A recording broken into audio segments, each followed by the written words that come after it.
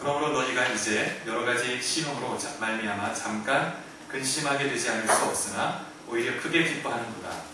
너희 믿음의 확실함은 불로 연단하여도 없어질 것보다 더 귀하여 예수 그리스도께서 나타나실 때 칭찬과 영광과 존귀를 얻게 하려 하시니라. 예수를 너희가 보지 못하였으나 사랑하는도다. 이제도 보지 못하나 믿고 말할 수 없는 영광스러운 즐거움으로 기뻐하니 믿음의 결국 곧 영혼의 구원을 받으리라. 아멘. 오늘 베드로전서 1장 6절 9절까지 말씀을 가지고 복음의 실제를 경험하라 하는 주제로 말씀을 나누도록 하겠습니다. 오전에 말씀드린 것처럼 초대교회 성도들의 기쁨의 근거는 복음이 주는 그 은혜, 그 사랑, 그리고 구원의 완전한 구원에 대한 소망이었습니다. 믿는 자에게 값없이 주시는 구원, 이 구원이 그들에게 말할 수 없는 영광스러운 즐거움을 주었다고 말씀하고 있습니다. 이 기쁨은 그들이 처한 상황에 상관없는 그 상황을 오히려 압도하는 그런 것이었습니다. 구원받은 자가 누리는 기쁨과 감격은 이 세상에서 얻는 부귀 영화보다 더 깊고 놀라운 것이죠.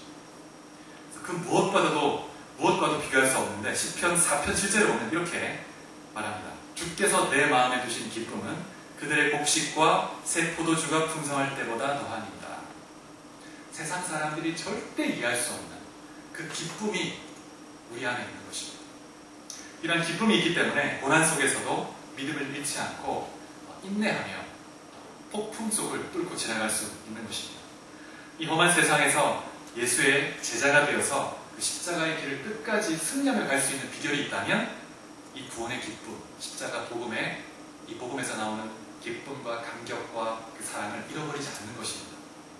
참된 복음을 참된 믿음으로 받아들이게 될 때 우리도 초대교회 성도들이 경험했던 말로 표현할 수 없는 영광스러운 즐거움, 그 기쁨을 우리도 누릴 수 있다고 믿습니다.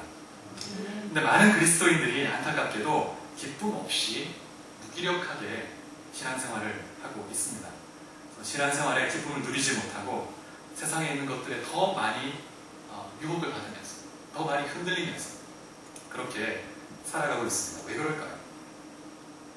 초대교회 성도들은 환난과 핍박 속에서도 말할 수 없는 영광스러운 즐거움으로 기뻐하고 감격했는데 왜 나는 그들과 같은 그런 감격, 그런 기쁨, 그런 숨도 깊은 그런 어떤 복음의 능력을 체험하지 못할까? 복음의 이 소식이 실제가 아니라 그냥 내 머리에 하나의 이론, 소식, 그냥 정보로만 남아있기 때문인 것이죠. 복음이 실제가 되는 것과 실제가 되지 못하는 것 사이는 엄청난 차이가 있는데 예를 들어서 제가 말씀을 드리겠습니다. 두 사람의 예를 통해서 말씀을 드릴 수 있는데 첫 번째는 미국의 한 대학에서 역사를 가르치는 한 교수가 있습니다. 근데 이 교수의 그 서재에 가면 뭐가 있냐면 베를린 장벽에서 가져온 벽돌이 한 사람이 있어요. 이 벽돌은 억압과 분단을 상징했던 굉장히 의미 있는 그런 벽돌이죠. 전 세계에서 몇 명이나 이 벽돌을, 이 유물을 가지고 있겠습니까? 근데 박사과정을 밟고 있는 한 학생이 이 교수에게 선물로 준 거예요. 독일에서 온 학생입니다. 그래서 이 학생이 벽돌을 선물해 주었는데 이 교수는 이 베를린 장벽의 의미와 이 장벽이 붕괴된 것, 그것이 어떤 의미를 갖는지 여러 번 수도 없이 학생들에게 강의를 했습니다.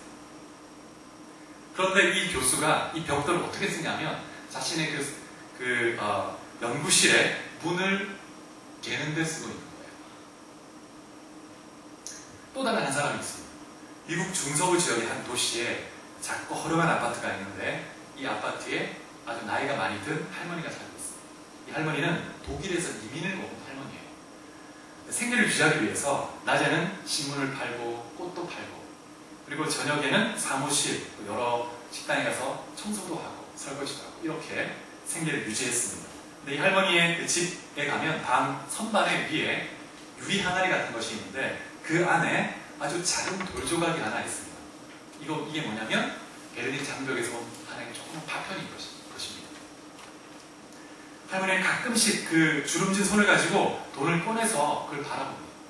눈물을 흘리기도 하고. 이 할머니는 동독에 살았는데 자신의 남편은 장벽이 무너지기 전에 이 장벽이 무너지는 것을 보지 못하고 자유를 누리지 못하고 목숨을 거두었습니다. 그리고 자기 오빠는 이 서독으로 이렇게 장벽을 넘어서 탈출하다가 총에 맞아서 목숨을 잃었습니다. 그래서 이 할머니는 그래도 하나님 은혜 가운데 살아남아서 이 장벽이 무너진 후에 서독으로 넘어왔다가 미국으로 이민을 어떻게 온 거예요. 그래서 이 할머니에게 베를린 장벽의 이 돌 조각은 정말 살아있는 어떤 실제와 같은 것입니다. 그냥 한낱 유물이 아닌 것이죠. 그래서 이 할머니는 정말 고통과 과거의 고통과 현재의 기쁨을 고스란히 기억하는 분단의 산 증인과 같았습니다.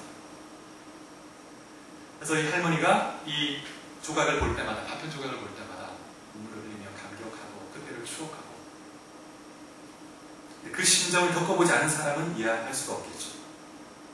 여러분, 역사 교수에게 이 베를린 장벽의 벽돌은 역사적 의의가 있는 정말 중요한 유물인지는 모르지만 그에게 큰 의미가 없습니다. 근데 이 할머니에게 조그만 그 파편 조각은 그 마음 뼛속 깊이 아픔과 감격을 일으키는 살아있는 보물인 거예요. 이걸 볼 때마다 자기 남편, 자기 오빠, 가족들이 그렇게 갈망했던 자유를 누리지 못하고 죽었는데 자신 그걸 누리고 있는 거예요. 자유를. 그러면서 감격하고 눈물을 흘려요. 이 조각은 실제인 거예요. 실제. 그래서 이 두 분을 보면 복음이 실제인 사람과 그렇지 못한 사람, 그 차이를 우리가 엿볼 수 있게 됩니다. 여러분에게 나에게 복음은 어떤 것인가 한번 생각해 보십시오. 나에게 복음은 어떤 것인가. 한낱 과거에 날 위해서 목숨을 버리신 위대한 성인, 사랑을 주신 분, 그냥 그런 정도의 지식으로만 알고 있는 분인가, 아니면 지금 나에게 그 사랑을 변함없이 주고 계시는 그 주님으로 믿고 그 사랑을 경험하고 있는가. 여러분, 복음이 실제인 것과 그렇지 못한 것은 하늘과 땅의 차이가 아닙니다. 그런 사람은 그렇지 못한 사람의 신앙의 삶은 완전히 다른 것이죠. 여러분, 복음이 실제가 되지 못하는 이유가 뭘까요? 둘 중에 하나일 것입니다. 첫 번째는 내가 가진 복음이 가짜 복음이든지, 아니면 내가 가진 믿음이 가짜든지. 내가 가진 복음이 진짜고 내가 가진 믿음이 진짜라면 초대교회 성도들이 누렸던 말로 표현할 수 없는 영광스러운 즐거움을 우리도 경험할 수 있을 겁니다. 자, 그러면 간략하게 진짜 복음이 뭔지, 참된 믿음이 뭔지 오늘 좀 한번 오전 그 복음에 대한 말씀에 이어서 좀 생각해 보고 싶은데요. 진짜 복음이란 예수를 믿으면 이 현세의 삶에서 우리가 바라고 원하는 소원을 성취하고 복을 누릴 수 있다는 그런 소식이 아니죠. 이것을 믿고 신앙생활을 하는 사람을 기복신앙을 가진 사람이다 이렇게 얘기하고, 신학적으로 표현하면 번영신학을 추구한다 이렇게 얘기합니다. 예수를 믿으면 건강의 문제, 돈의 문제, 자녀 문제, 진로 문제, 이런 문제들을 해결받을 수도 있습니다. 그러나 이거는 복음의 본질이 아니고 복음을 받아들일 때 따라오는 부산물과 같은 것이죠. 복음 그 자체가 아닙니다. 그런데 그것이 복음인 줄 알고 그것만 바라보고 이제 신앙생활을 하다가 그 문제가 해결되었을 때는 주님을 잘 섬기지만 또다시 그 문제를 만나게 되면 믿음을 잃어버리는 거예요. 그러면서 좌절하고, 그러면서 복음을 버려버려요. 거부해버려요. 그러면 여러분, 진짜 복음이 뭘까요? 어떤 소식을 말하는 것일까? 로마서를 보면 앞으로 로마서를 좀 강의할 기회가 있겠지만 간략히 보면 로마서에서 제시하는 복음에는 두 가지 소식이 있습니다. 두 가지 선언.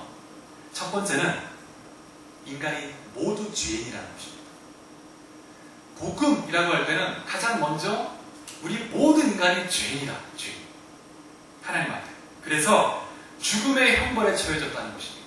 죽음으로 끝나는 것이 아니고 죽음 이후에 심판이 있고 영원한 지옥 형벌이 있고 천국이 있다는 거예요. 그런데 이 죄로 말미암아 우리 모두는 지옥 불에 떨어질 그런 운명에 처해졌다는 것입니다. 그래서 우리는 아담 이후에 모든 인간이 부패한 본성을 물려받았습니다. 원죄라고 하죠. 그래서 나면서부터 하나님의 뜻을 행하지 않으려고 하는 완악함이 있습니다. 모든 인간 안에 아기도 예외 없이 나이든 노인부터 아기까지 그런 완악함이 있고 또 그 뜻을 알아도 행할 수 없는 무력함이 있어요. 무능함이 있어요. 완악함과 무능함. 그래서 인간은 하나님의 원수가 되어서 마귀의 지배를 받으면서 내 육체의 원하는 뜻을 따라 살아가는 거예요. 그래서 에베소서 2장에는 보면 우리는 본질상 존재 자체가 진노를 받아 마땅한 그런 존재다. 그런데 부패한 인간에게는 마귀의 지배 아래 있는 자들에게는 눈이 가려워져 있기 때문에 귀가 닫혀 있기 때문에 이 복음이 어리석게 보이는 거예요. 그런데 구원받은 자녀에게 하나님의 택한 백성에게 이 복음은 너무나 감격적인 그런 소식인데 그런데 부패한 인간에게는 죄인에게는 이 소식은 너무 어리석고 무지한 말도 안 돼요. 그래서 고린도전서 1장 18절에 보면 이렇게 말합니다. 십자가의 도가 멸망하는 자들에게는 미련한 것이요 구원을 받은 우리에게는 하나님의 능력이라. 그래서 부패하고 무지한 상태로 하나님을 떠나서 죽음의 길을 향해 가고 있는 그런 존재가 인간입니다. 죽음에 이르는 병에 걸려서 죽음을 향해서 그 낭떠러지를 향해서 달려가고 있는 앞에 뭐가 있는지도 모르고 그게 인간의 죄인의 모습이죠. 그래서 로마서에서는 인간이 이렇게 죄인이다 선언하고 있습니다. 모두가 유대인이나 헬라인이나 상관없이. 두 번째 로마서에서 선포하는 복음은 예수를 믿을 때 그 죄의 문제를 해결할 수 있다는 거예요. 그 죄를 사함받고 의를 선물로 받게 된다는 것입니다. 그래서 이 복음에 선언하는 대로 자신이 죄인임을 시인하고 죄를 회개하고 예수님을 믿을 때 우리가 죄를 용서받고 새 생명을 얻게 되는 것이죠. 그래서 예수를 믿는다고 할 때는 그 이전에 먼저 내가 얼마나 심각하게 죄인인지, 부패하고 타락한 죄인인지에 대한 인식이 따라오는 것입니다. 그래서 예수를 믿는다고 할 때 많은 사람은 예수를 믿는다 하지만 왜 예수를 믿는가? 내가 심각하게 부패한 죄인이고 내 힘으로서는 의로운 행위를 해서 구원받을 수 없는데 지옥에 떨어져야 하는데 예수님이 나를 대신해서 그 의를 다 이루셨고 나는 예수를 믿으면 의를 선물로 주신다는 거예요. 그 의를 선물로 받아서 값없이 그 의의 선물을 내가 소유해서 누리는 겁니다. 그래서 참된 복음이 선포하는 두 가지 소식은 모든 인간이 죄인이고 형벌에 처해 있다. 직면해 있다는 것. 영원한 형벌. 두 번째, 예수를 믿을 때 죄를 사함받고 의를 선물로 받는다는 것입니다. 이것이 로마서가 선언하는 복음의 핵심이죠. 근데 왜 우리가 죄인이라는 것이 그게 복음인가? 그게 우리 자신의 실제 모습이기 때문에 그렇고 죄가 모든 인간이 겪는 불행과 고통의 원인이기 때문에 그렇습니다. 이 죄 문제가 해결되지 않는 한 인간은 고통, 불행을 극복할 수 없습니다. 사회학에서는 인간이 겪는 이 고통, 이 불행의 원인, 미성숙하기 때문이다. 그래서 좀 더 심리적으로, 인격적으로 성숙할 수 있도록 여러 가지 심리학적 방어 기제나 여러 가지 상담학적 방법을 통해서 도와주고 그래서 그 사람이 이렇게 성숙하게 되면 불행을 극복할 수 있다. 이렇게 얘기하죠. 그렇지 않습니다. 그렇지 않아요. 인간의 이 죄성을 근본적으로 다루지 않는다면 심리학이 와도 또 사회학에서는 어떻게 보죠?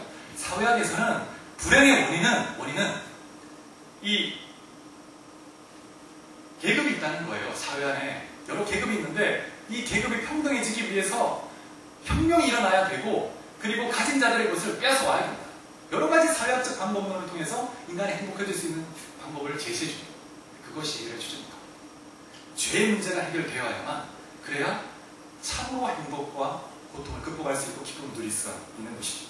그래서 로마서는 인간의 고통의 근본적인 문제인 죄를 다루고 있는 것이죠. 그리고 그 죄를 해결할 수 있는 유일한 분이 바로 예수 그리스도라는 것을 말씀하고 있는 것이죠. 그래서 이 복음을 우리가 받아들일 수 있는 방법은 믿음입니다. 믿음. 우리의 어떠한 행위, 공로가 아니라 믿음으로 받아들이는 것입니다. 자, 그러면 이제 참된 믿음이 무엇인가를 또 질문해야 합니다. 믿음이 무엇인가? 복음을 믿음으로 받아들인다는 의미를 잘 설명해주는, 잘 보여주는 성경의 예가 두 가지가 있습니다. 찾아볼 텐데, 첫 번째는 요한복음 3장 14절 15절입니다.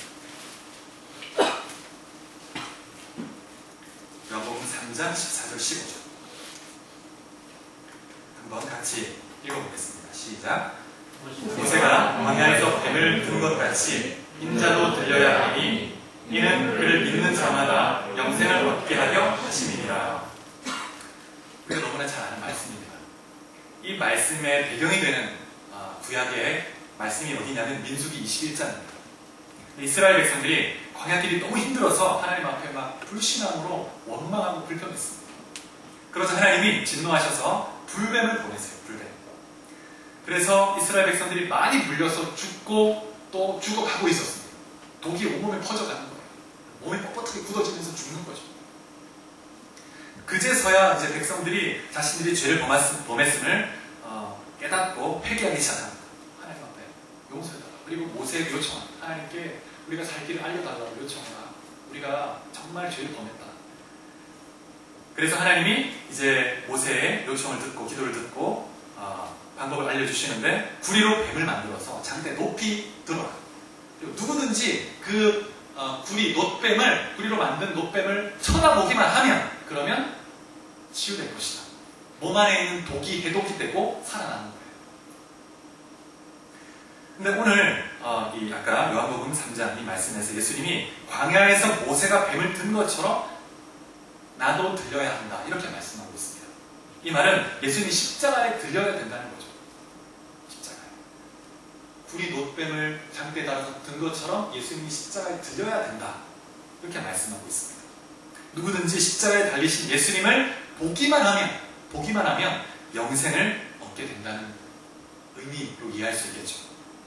그러면 그렇게 되면 우리가 우리 안에 있는 죄의 독소가 빠지고 점점점 해독이 되면서 하나님의 사람으로 이제 성화되고 영원한 생명, 구원을 얻게 되는 것입니다.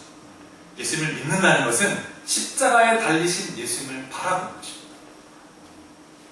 여러분, 하나님이 우리에게 주신 구원의 길은 너무나 쉬운 거, 너무나 쉽습니다. 그냥 구약의 이스라엘 백성 생각해 보십시오.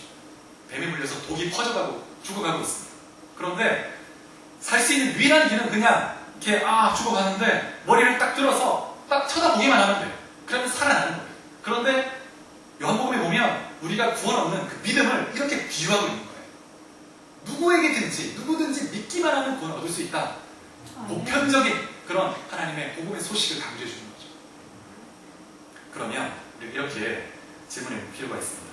십자가에 달리신 예수님을 바라본다는 건 어떤 뜻인가? 그냥 십자가 이렇게 천주교에서 보는 그 십자가 이렇게 예수님 달리 그거 보면서 이렇게 보면 되는가? 집에 걸어놓고 그러면 뭐 이렇게 우리가 구원을 받는 것인가? 여러분 이 시간에 한번 마음속으로 상상해 보십시오. 골고다 언덕에 주님이 십자가를 치고 올라가셨습니다. 그 등은 이미 채찍질을 당해서 등뼈가 거의 드러났을 거예요. 그래서 주님이 직접 들지 못했죠. 마지막 그 순간에는 구레네 시몬이 대신 졌습니다. 그래서 골고다 언덕에서 이제 옷이 바뀌고 십자가에 달리셨습니다. 피를 툭툭 흘리고 계세요. 너무나 고통스럽게 그리고 그곳에서 절규하시면서 아버지 하나님이여 어찌하여 나를 버리셨나이까 절규하십니다. 그 주님을 한번 바라보시고 주님을 상상해 보세요. 얼마나 처참한가 비참한가. 그 비참함은 죄인이 마땅히 받아야 할 진노의 심판의 비참함입니다. 죄인의 비참함입니다. 그리고 그 십자가를 바라보면서 아무런 죄가 없는 그 예수님이 왜 이렇게 처참하게 죽어야 했는가 라는 질문을 던지고 그것이 바로 나의 죄를 위한 것이라는 것을 우리가 믿음으로 받아들이는 것입니다. 밭에 감추인 보화를 발견한 사람이 하는 이 행동이 믿음의 반응입니다. 믿음의 반응.